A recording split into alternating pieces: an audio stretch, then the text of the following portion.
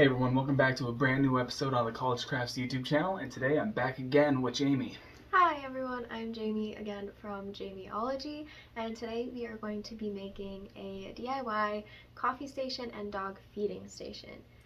We took a lot of inspiration from our coffee table, which you can see as our previous video, and you can find her channel linked down below, so be sure to like and subscribe to her channel as well as this one. Alright, let's get into it. Just like the previous video, we made a little material list for this project.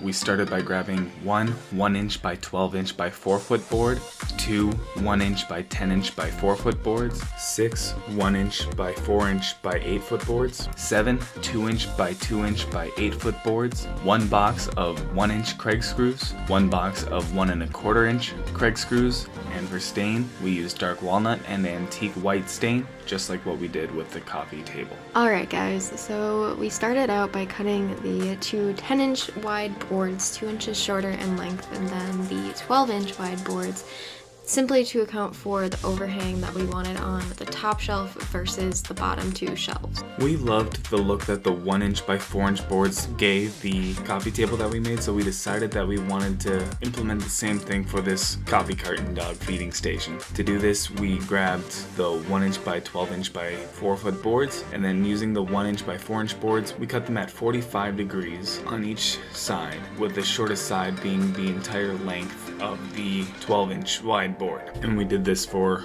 all 4 sides of the 12-inch wide board, as well as we cut 1-inch by 4-inch by 8-foot boards to fit the two 1-inch by 10-inch boards the same exact way that we cut them with the 1-inch by 12-inch board. So with the boards cut, we used a clamp and the Craig tool to pre-drill 2 holes on either side of the 2 shorter 1x4 edge pieces. Using some glue and the 1-inch Craig screws, we attached them together, and grabbing the middle board, we pre-drilled 3 holes on either long side and 2 holes on the shorter side of the middle board. We then glued all the way around the middle board, fitted into place, and screwed it into place, securing the boards and finishing one shelf. We did this to all 3 shelves. If you've never used a Craig tool before, we highly recommend getting one and using that. It's made our projects look so much more professional and almost factory made, and it just makes your projects more beautiful, honestly. We also want to stress using wood glue on all of your projects to ensure that your projects stay together well.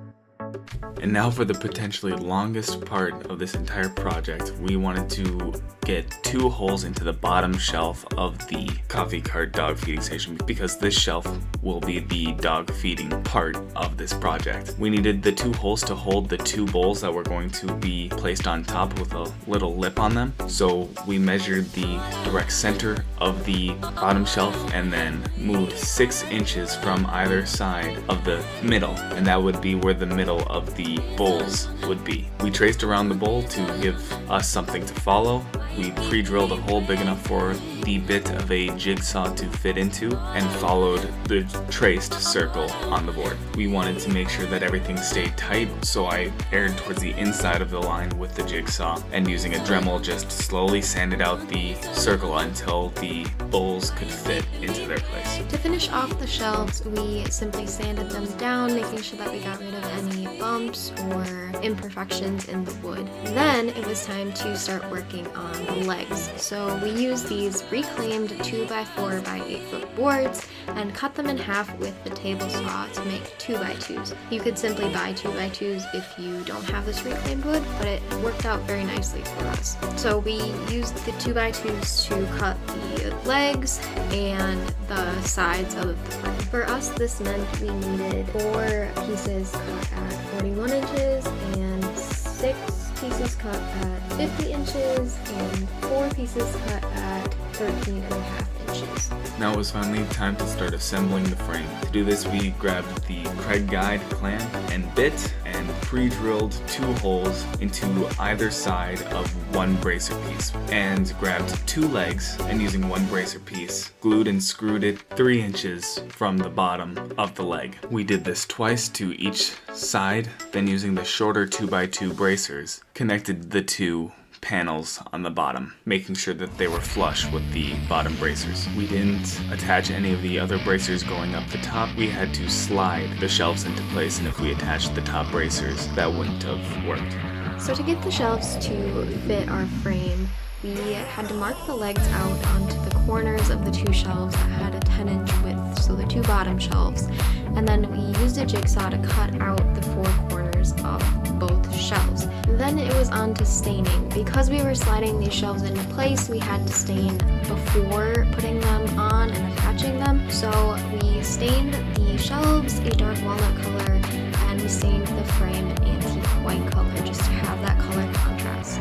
As always, pick the colors that work best with your home decor and your individual style.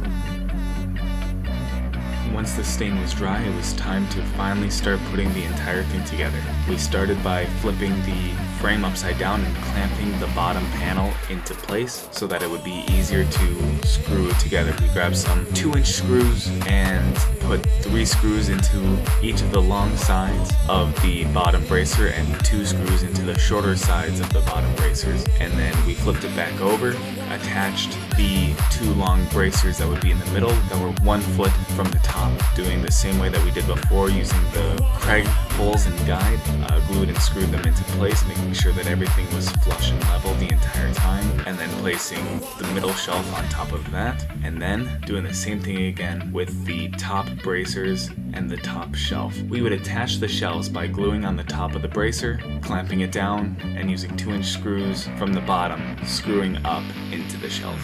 Alright, so next day we got it home and we decided to add a finishing touch of adding some hangers to the front of it where I could hang my coffee mugs. And I think this just added a really nice touch to it and made it look more homey. And then I added the rest of my coffee cups onto the middle shelf. We had Koda's dog food supplies down on the bottom shelf, along with a cute farmhouse container that we got for his dog food and a farmhouse container that we got for his treats, which I was really happy about. And then on the top shelf, I put my espresso machine, my Keurig, and all my other coffee stuff, as well as a tea kettle that my roommates use. So this is what the finished product looked like.